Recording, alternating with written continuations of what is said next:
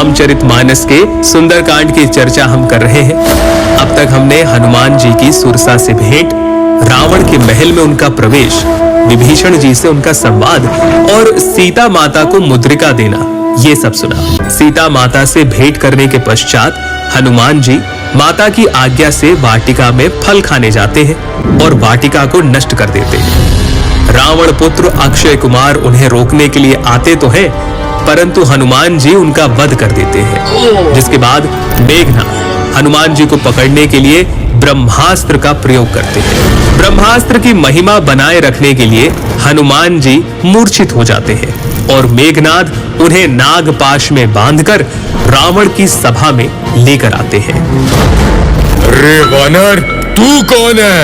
किसके बल पर तूने वन को उजाड़ कर नष्ट कर दिया?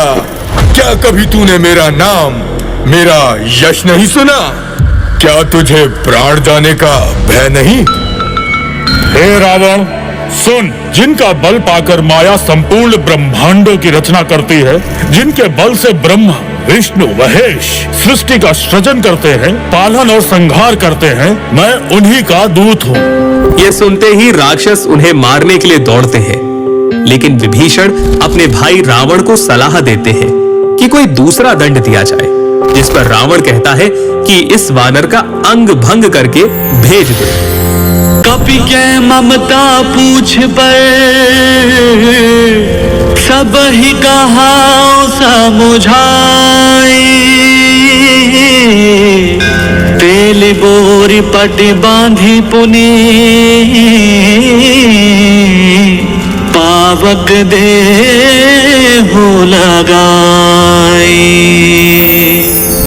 बंधन से निकलते ही हनुमान जी अटारियों पर चढ़ जाते हैं और देखते ही देखते पूरी लंका जला देते हैं। इसके बाद वो पुनः माता सीता से मिलने के लिए पहुंचते हैं और निशानी के तौर पर माता से चूड़ामणि प्राप्त करके उनसे विदा लेते हैं। हनुमान जी समुद्र लांघकर वापस आते हैं और श्री राम को सारा वृतांत कह सुनाते हैं।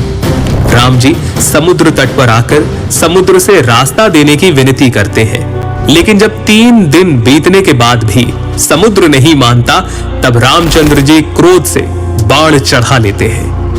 भयभीत होकर समुद्र प्रभु के चरणों में गिर पड़ता है और कहता है कि आप मेरे ऊपर सेतु बनाकर लंका की ओर प्रस्थान कीजिए। और इस प्रकार से सुंदरकांड समाप्त होता है।